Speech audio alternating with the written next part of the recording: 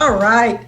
Well, I want to thank you for inviting us to 1 Million Cups. I was on last week and it was the third year anniversary, so I'm pretty pumped to be the first presenter for your fourth year. We are very excited to share with you the project that we started in October and we're trudging forward. We always start with a little story about Chloe. Chloe is kind of our poster child. She's an alcoholic and she's probably soon to be a statistic. 6,000 women in Iowa are admitted to alcohol rehab every year, and that's probably only about 5% of all the alcoholic women in Iowa. But the sad thing is that 80% of women will relapse within 90 days of coming out of an inpatient rehab setting. 80%. That's a horrible statistic. And I would like to just preface that in saying that this has nothing to do with the fact, that rehabs do what they're supposed to do. And it's not because we have bad rehabs in Iowa or the nation. It's because 30 days, and sometimes insurance won't even pay for 30 days, is just not enough time to get these women back on their feet. Chloe will have 38 days tomorrow if she makes it. She is full of pain, fear, loneliness. She's hanging on one day at a time, but she just doesn't know how much longer she can hang on. Chloe needs Serenity House. Serenity House is a sober haven for women in early alcohol recovery, a home where healing of mind and body continues. The length of stay for most women that are admitted to a sober living house is 3 to 6 months, but could be as long as a year, as long as they are behaving themselves and paying their rent. Nobody gets kicked out if they're not ready to go back home or to start a new life. So how does all this happen? Accountability is paramount for these women. Otherwise, they could just be at home doing it on their own. But they need structure. They need policies and procedures that outline random drug screening, curfews, what their responsibilities are at the house. Women and anybody discharged from inpatient or outpatient therapy leaves with a relapse prevention plan, which outlines, we recommend that you still see your therapist. We recommend that you do day treatment once a week. We recommend that you go to 3 AA meetings a week. Those will still all be in place. We do not do those things at Serenity House. Those will be set up in using outpatient facilities in the community and 12-step meetings. We hope to have at least one 12-step meeting on site at the house. In addition to the programming, we're considered a level 2 house, meaning that we don't do any treatment. So we don't have any hired staff in the house except for a house manager, and she gets her rent free for being the house manager. We're going to offer yoga, meditation. We have somebody who has volunteered to do a self-defense class, self-care, wellness sessions. Probably most important, new sober friendships with women that can relate, one alcoholic to another. Eventually, we will get them returned to jobs or return to the job they have if they're from the area. Maybe they will want to take a class at the university or Kirkwood, something that they couldn't do when they were drinking and using. And if neither of those things are available to them, we would like them at least to do some community volunteering. They need to be busy outside of the time they're going to their program. And lastly, that critical time to heal. It takes a long time for our brains to get back to normal after it has been soaked in alcohol for years. So what is our ideal resident? willing and motivated. And that may be a hard thing to evaluate, but I think if these women are coming from a rehab center, we will know from that center whether they have, stuck to the program, that they've really gone to all their meetings, that they have hooked up with a sponsor.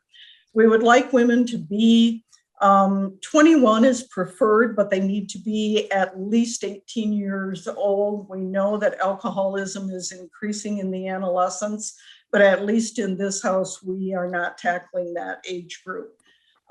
We would prefer that they've had some inpatient rehab or currently in intensive outpatient therapy. They need to have the financial means. Sober living establishments are not paid for by insurance, unfortunately. And so rent is out of pocket.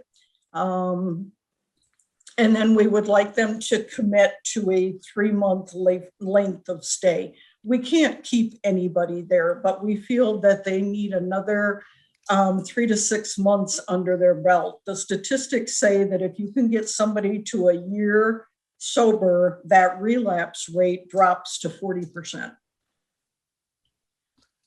So how do we get these referrals? We talked about, from the treatment centers in and outpatient. So it's going to be critical for Sue and I to build trusting relationships with those facilities and be able to track some outcomes so that we can document the success of Serenity House. 12-step sponsors. Who will know better whether a woman is getting in trouble after rehab than her sponsor? So I think all our, AA fellowship, and if you haven't figured it out already, Sue and I are also both in recovery. Our AA community has been behind us 100% of the way. And although we can't take sober living into AA is welcome to come into sober living. Social media, we have a Facebook page. We're thinking about a website. We need some money first to do that. Presentations like this is huge to get the community to be aware that there even is such a thing as sober living. We're meeting with someone from Rotary this afternoon to try to get on their presentation list. And word of mouth, we need to get some women in the door and prove that our sober living is special and that it works and that it's the best thing that has happened to them.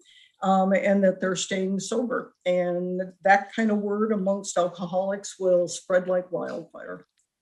Competition, our biggest competition is that these women won't do anything at all. It is just a huge loss, not only of their self-respect, their health, wages, family disruption, and yeah, some of them continue with their alcoholism and actually lose their life.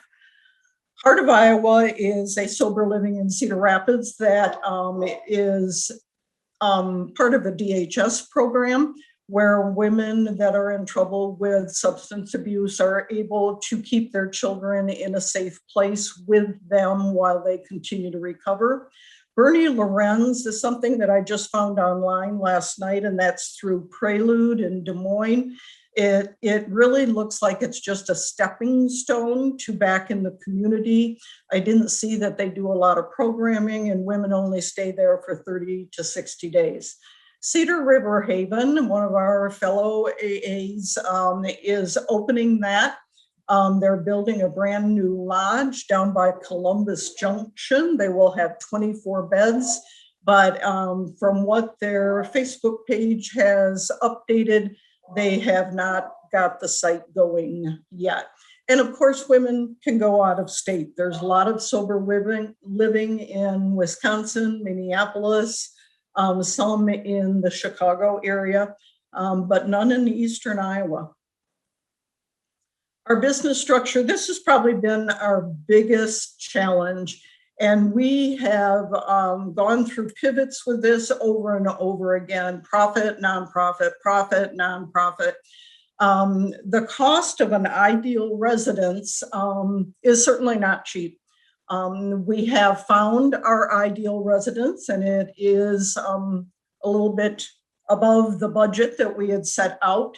So we need to evaluate that, whether we can hang on to that. We have found some very creative lending through Hills Bank, and even the seller is willing to do a partial contract. And that's pretty much unheard of, but he is very supportive of us using his home as a sober residence.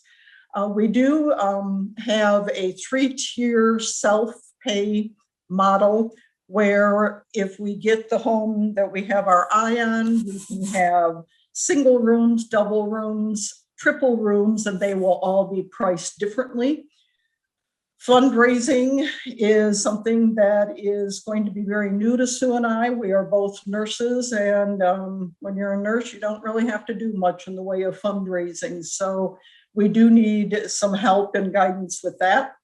We have talked to the city assessor to try to get the property tax exempt on this residence, which would be huge. If we could get that done, we could move forward today. And then personal investment. Sue and I are investing our time as part of a charitable donation to the house. We are not going to be taking a salary until we get up and going. And here's our financials. I know it's a lot of numbers, and I'm just going to go through them quick, but we have based some of our success on an 85% occupancy. We hope we can keep the house filled with 100%, which would be 11 women plus a 12th woman, which is the house manager, and the house manager also is in recovery. At 85%, right now we have 3 pricing models. Not to be confused with the pricing of the different size rooms, but we have laid out 3 levels of pricing based on our customer discovery that we did in venture school, a low, medium, and high. And essentially, if we can run at 100% with the highest model, we'll be in the black. If we use the other 2 models and charge less at even 100 or 85%, we're going to need to do some pretty vigorous fundraising to make ends meet.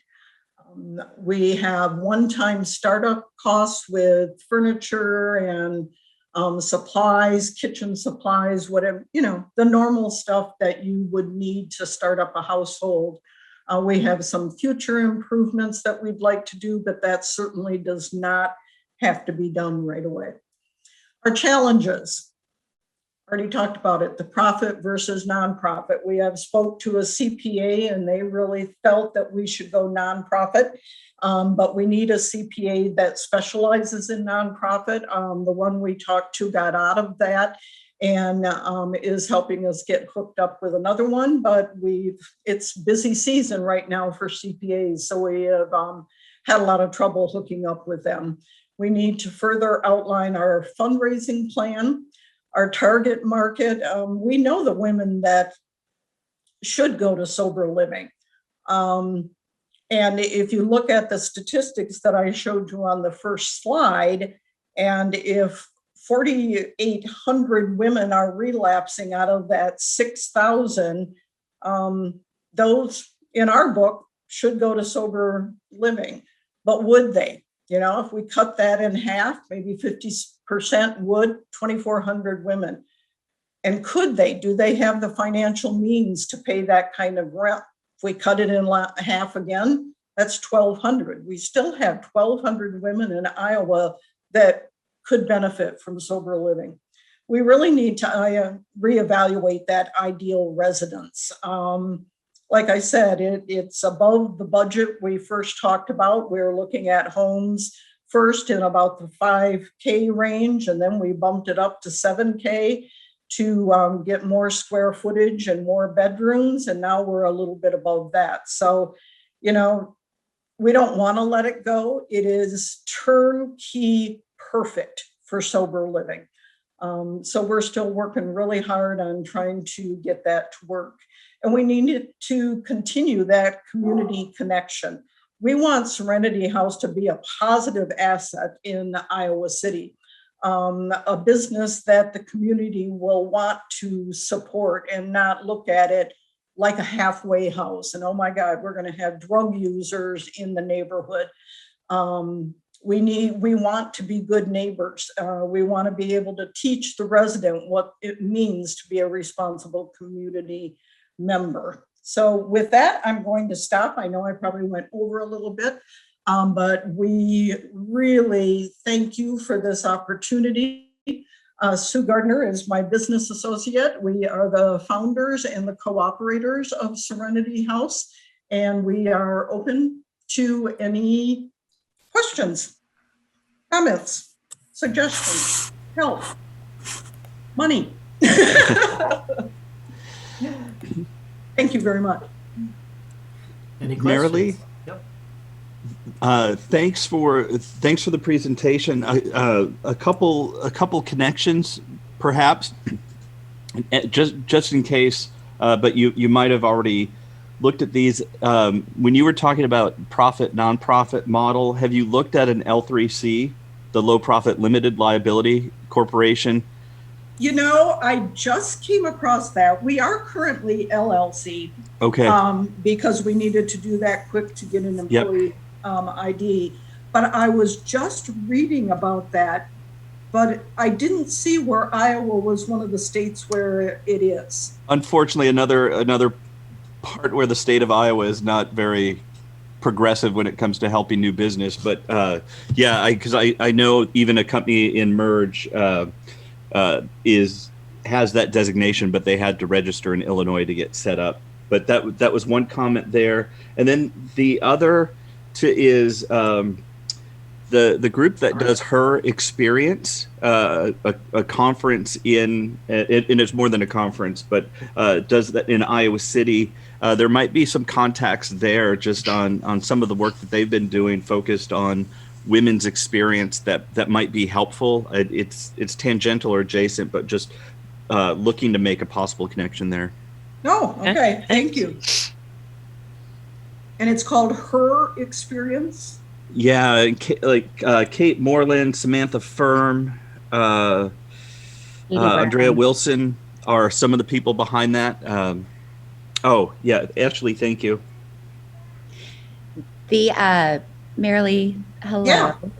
I actually have an email already started to you. I apologize for missing the beginning of your presentation, but so glad to know that what you guys are doing here.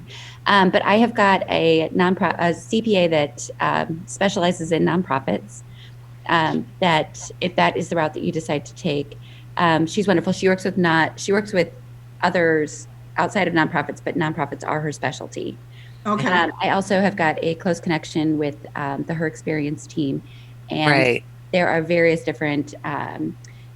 Some are in nonprofits. The organizers are nonprofits, for-profits.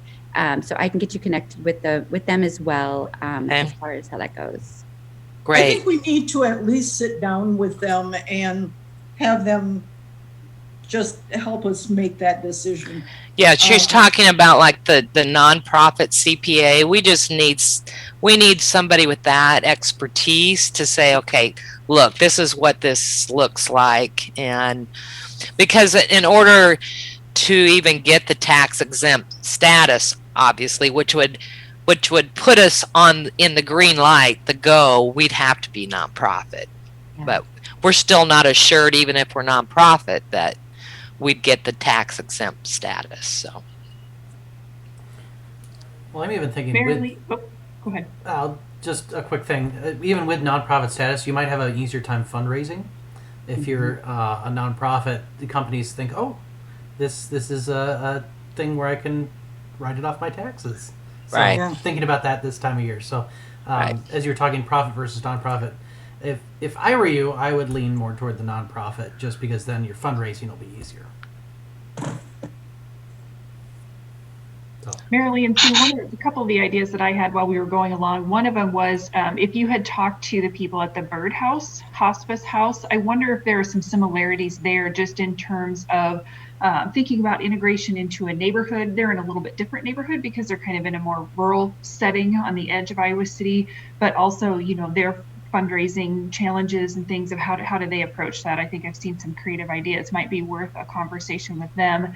The other thing, and this is probably, I think this might be a down the road, but one of the things that I thought about was, I don't know if any of the women in this house are facing employment challenges. And so if you start to think about, you know, with your programming, are you thinking about then being able to link into the community to some of those needs? You know, we hear in Iowa about the unemployment rate is so low, it's hard to find people. How do we do this? If there's this cycle of being able to get connected to the business community to say, can you support my nonprofit? And also, by the way, you know, if we can support these women in finding jobs, is there kind of a three-way relationship there that can kind of be helpful in more than one sense? So I know that's probably a lot more than you're looking to bite off at this point in time, but I also think, you know, from that fundraising aspect of where there's some balances that could be achieved from that perspective. Well, and that's one of the things that is unfortunate about sober houses is that they aren't covered, and so these women do need to find you know, a means to pay. But I think, again, if we do proceed with the nonprofit, we can maybe, if we can get some bigger donors or even some grants, we can do scholarships. So, you know, and the nonprofit would almost mandate for us that we have more of a charitable mode, that we would not turn any woman away, is something that the city assessor is asking for too. You know, whether we discount it 25% or whatever, but. Oh, Matt, your comment in the chat. So Marilee and I get confused about these. So there's the shelter house in Iowa City. Is that the facility that's down by Prelude to as that stopgap? So there's somebody who's obviously intoxicated and they're causing a disruption. They don't really need to go to jail, but the only other option is to take them to UIHC. And so there's that facility that's going up to bring these people to, so they can quote unquote dry out, detox, and maybe get a few days of sobriety under their belt. Is Shelter House different than that? Yeah, I think Shelter House was helping with that new facility and new system. But Shelter House does have families there, Okay. and just I know because I was in a while back. Erin from Shelter House, she and I were in the same CLP cohort, and she might have some insights on navigating some of these issues that you're talking about right now. And it's probably it's easy for me to say because I'm just recommending this, but make it, you know, just reaching out and just checking in with her. I mean, the worst thing she'd say is no, or she doesn't have time, but I know she's been dealing a lot with things related to homelessness, and a lot of it seems to come down to either escaping domestic violence or substance abuse issues with a family member. Right. So the shelter house is the facility that's kind of that it gets the homeless off the street, provides that temporary housing, right? Yep. Because I think I have some colleagues at the College of Nursing who are very much involved, but I always get the name mixed up. Yeah. Okay. Yeah. There's a lot of adjacent ones. Shelter house focuses more like on family, like homelessness, like if the family has nowhere to go, kind of thing. Okay. But like kind of sort of dealing with substance abuse / addiction, domestic violence. But shelter house is kind of like a family. They tend more towards like a family that's homeless for, you know, whatever reason, escaping domestic violence, substance abuse, something like that. So it's not quite in your guys' wheelhouse, but that's kind of their thing. And I would definitely connect with them as far Okay. as, hey, like, what can you tell us about like what route we might need to be taking? The other thing I was going to suggest is seeing if there's any like federal grants or anything like that that might apply to you guys, like doing this, because I know there's a ton of federal grants out there, and they're kind of, I mean, obviously having like a CPA would help, but checking out federal grants to see if there's anything in that wheelhouse that, I mean, there's millions of grants out there, and like nobody ever knows exactly what they are. But just checking like on the federal level to see if there's something that might help you guys Yeah. out. Yeah, there are. There's the substance abuse and mental health, something SAMHSA, and that's a federal organization, and they have grants. We'd have to be nonprofit, obviously, but and that's all well and good, but it's kind of like we've got this place that, like Marilee said, it's perfect. And although it's above the budget that we had, it also can house more women than we originally had targeted. So, it's kind of a trade-off. Because it has more bedrooms and it has more square feet, we can increase our number of women by 3 over what we had originally just thought about doing a home for 8. So that's kind of the rub, is because getting these federal grants takes time. Marilee and Sue, one of the other things that I would bring up too, it was interesting that Matt brought up about the shelter house. So I was helping an organization about 4 years ago, startup that was a nonprofit, and it was more based around children. It was Fifth Ward Saints North, if any of you have heard of that. And one of the things that we found by we were meeting with other organizations in the community just to try to find out, what do you provide and what do you do and how is that different?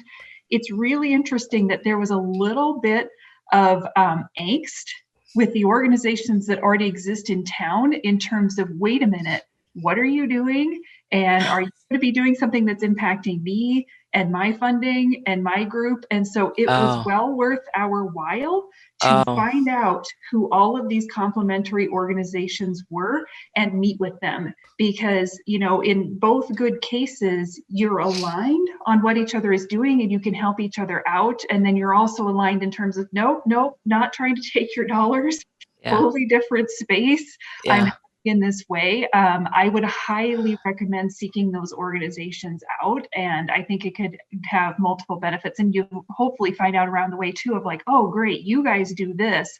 Here are some places that would be great sources of funding or great sources of help. But that was one of the really interesting, didn't see that coming things that we ran into, because I just thought, nonprofits, we're all in this for good. We're here to help. And that was tricky. Yeah, we have certainly run into that. Email after email, picking up the phone, leaving a message, and I know they're busy. They're the rehab centers to make sure that we have that connection with the Abbey Center in Bettendorf and the University of Iowa and St. Luke's and Mercy, and we've talked to all of them, and they're saying 1 or 2 women a month.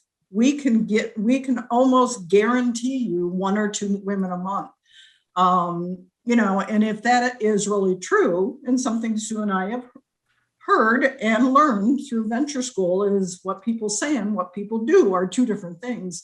But if that's really true, we're going to have a waiting list in 6 months, because we're not going to have a turnover every couple of weeks. I mean, hopefully they'll stay for 3 months. Some will stay for 6 months. And we also need to figure out how to jockey that so we're not turning over everybody all at once, So, yeah, we've still got some work to do. We know that. But, like Sue said, this house that we have found is turnkey perfect. And we just, we fell in love with it a little too much. Does anyone have any experience with starting something like this as a nonprofit or as a for-profit, and then converting to a nonprofit? Are there No experience with that? Is that even possible? Is that like, yeah, you don't want to do that? Anybody have any feedback on that? Let me think on potential context for you, Sue. I'm sure there's just not someone that comes top of mind, but there might be we might be able to find someone that went through something similar. Okay. And did you have like a CPA lead for us too? I do. I've got an email Great. started. I will Great. provide a lot of contacts. I loved what Don said. I think that there's a great cookie person called Cookie Mom. She does these great things, and if you do, collaboration is the new competition, and share it with those that would be in the similar or same space. I don't think there's anyone in the same space, but similar space. That's my words of, it was kind of 1920 and it's coming into 21. I just feel like it's really relevant. So just collaboration over competition. 100 plus, I would start with there for fundraising. Would you say 100 plus? 100 plus. There's 100 plus men who care and 100 plus women who care. There is the 522 for Good organization. There are so many ways to kick off your fundraising and raise awareness about what you guys are trying to build in Iowa City. That is how Houses to Homes got started. And I remember when they received funding from the 100 Plus organization, they were able to get their first storage unit. And now they've grown exponentially over the last few years. So there's a lot of potential, and just raising awareness and making sure that people know you're here. And I think I'm really excited about what you guys are doing. Yeah, so this is all really good, and you're throwing out these ideas, and so maybe that's just where we start, is to go to these. But do we need to like enlist somebody who is expert in fundraising, or are these groups expert, and if we go to them, they will show us, this is how you do this? You know what I mean? We don't even know where to start. Do you guys have a board, a volunteer board? No. So I would recommend building out a board and having someone with fundraising experience, someone with CPA experience, someone with a law degree, whether they're practicing or not practicing a law degree. Building your board with professional assets that are volunteering their time to guide you, and not necessarily provide those services, but to guide you in the right direction and give you solid advice.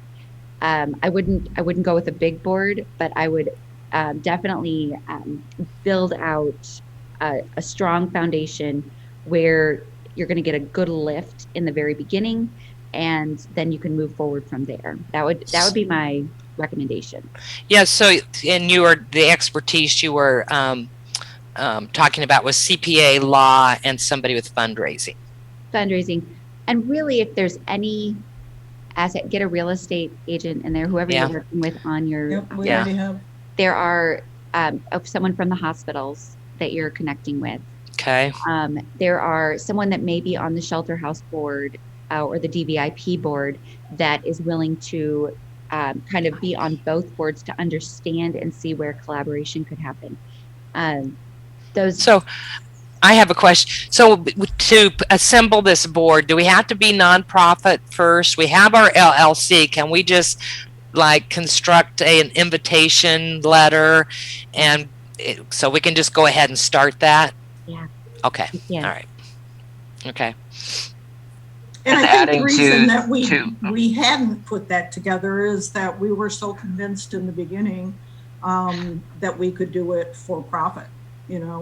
We've learned a lot. We just came up with this idea October of 2020. We went to visit a fellow friend in recovery up in St. Paul and visited her in her sober living. I mean, she was truly a Chloe, in and out of rehab, and then she found sober living and is doing great. But on the way home, I looked at Sue and I said, we should do this. And she said, do what? I said, Iowa City needs a sober living. We should do this. And, in November, we were doing an elevator pitch, and it's just kept going. So,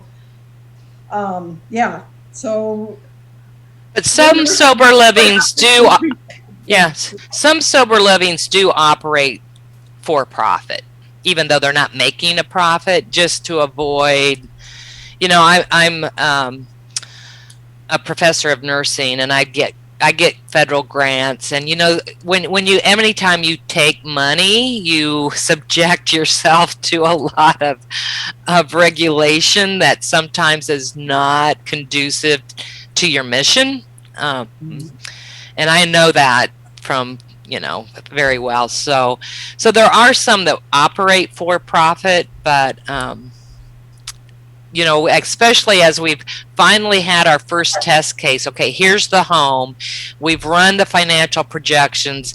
It's like, really, to make this work, we're going to have it would be nice if we had tax exempt status, or at least a donation stream that we could count on year in and year out, which it's like made reality. It's like, yeah, maybe we need to do nonprofit. There are available grants through Johnson County and the city of Iowa City that are not going to mess with your mission. So local money is available. And once you're organized, and I'll include this in my email as well, so that I can give everybody else a chance. I feel like I'm talking a lot. There is, now I just lost the thought where I was going with that second part. Local money. Public Space One. So Public Space One would be another organization that I would recommend reaching out to. They just bought 2 houses with the help of the city of Iowa City. They got their nonprofit status. They combined with PATV. So they've kind of been through this process, and just recently, so it's fresh on their brain, and they might be able to be a fantastic resource on what their challenges were, what they might have done differently for you as well. Okay. So the local money that's available, well, we need nonprofit status to tap into some of that Johnson County and Iowa City funds, because someone has suggested that to us before. I do not know for sure. Okay. I believe so, but I do not know for sure. Okay. And a grant writer on that board too. Oh yeah. Well, okay. Something else to kind of think about in the, like what Dawn was saying about like a board, but like competing people, like making clear like what you are doing, because a lot of like rehab and recovery places are focusing on like families and stuff. It sounds like you're trying to just have like just only women, not a family situation. Right.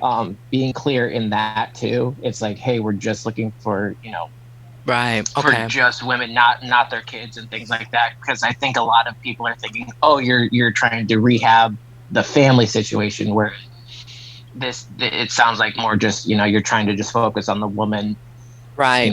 Getting back together. So I think like if you say, hey, we're doing like a women's rehab, everybody's going to instantly think, oh, you're another family rehab. Yeah. Okay. Facility, and then you're competing right with what we're trying to do. Yeah. But being clear in that right would start. And also on the board, like a therapist, counselor, somebody like that would be able to help in hey, here's what you definitely need for a situation like this. That'd be a good start too. Yeah. No, Marilee and I both substance abuse is enough of a social problem in and of itself. We are not desirous of taking on all the social ills that are in the world at this point. We would just like to take women and help them through this one. Well, not that it's just one, but we want to target just the recovery from the individual recovery from substance abuse, and that will then improve their relationships, but we're not. Yeah. So good point, Gabe. Okay. Have you, on the same lines, have you thought about if this does this include all kind of substance abuse, or do you think you're focused on women in alcohol recovery? Good question. I'll let you answer, Marilee. That's a good question, Ashley. I think our initial intention was alcohol, because that's what we're familiar with. That's what we know. We know what it's like to recover from alcoholism. If somebody that we interviewed said, yeah, I got kind of hooked on pot, but alcohol is my main thing, I don't think we would turn them away. If somebody came in right away and said, I'm hooked on OxyContin, I don't know that we. Yeah, the problem, like with the opioid, is that often they're on Suboxone, which is in itself a controlled substance. So then you have to figure out how are you going to handle that medication assisted treatment in this environment. And that gets to be pretty complex and maybe more than we want to at least tackle initially. Once we kind of get our legs under us and we understand what we're doing, it will be easier for us maybe to expand. But yeah. But I think, I guess, Ashley, to answer your question directly, we would prefer that alcohol was their primary addiction.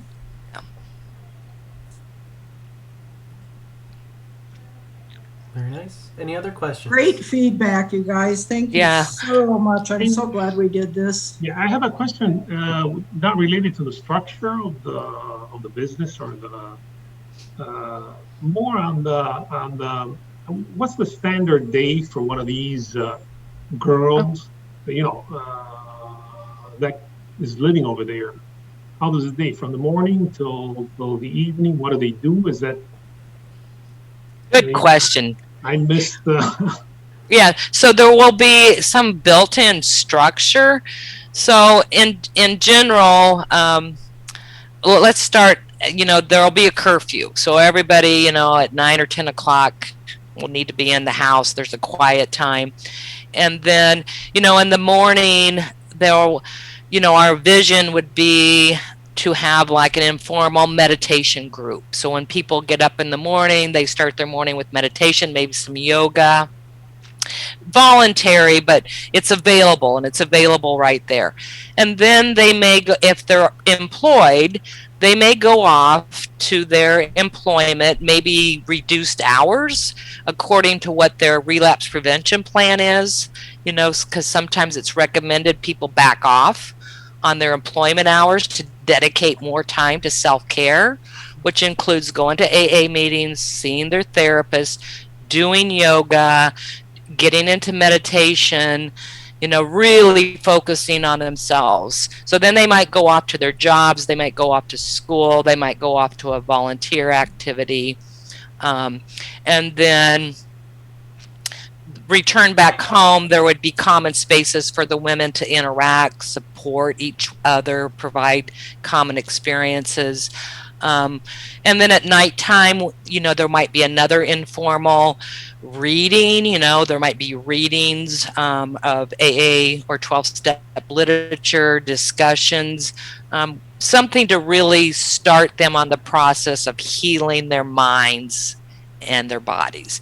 And then it'd be putting them on a schedule. And then weekly, we might have group activities like brunches, like Marilee said, host AA meetings in the house.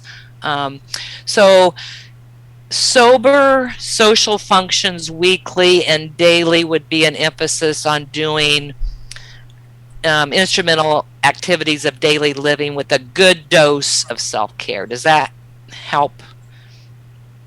Yeah. Do you have anything to add, Marilee? Did I forget something?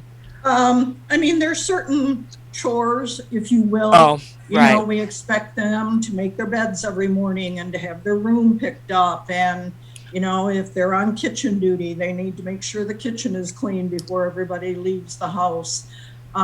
They have house meetings once a week. They're mandated to have a 12-step sponsor that they talk to on a regular basis and can meet with them at the house at least once a week. Most sober living mandates at least 4 meetings a week. I'm almost 4 years out, and I could fill my week pretty easily doing AA stuff and live at home.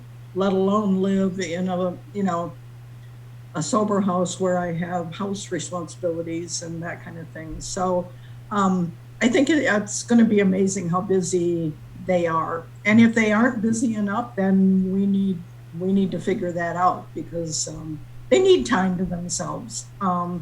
But Yeah, maybe you can share kind of your experience, Marilee, when you came out of rehab, kind of what that was like for you as a woman that that did go back home, and what.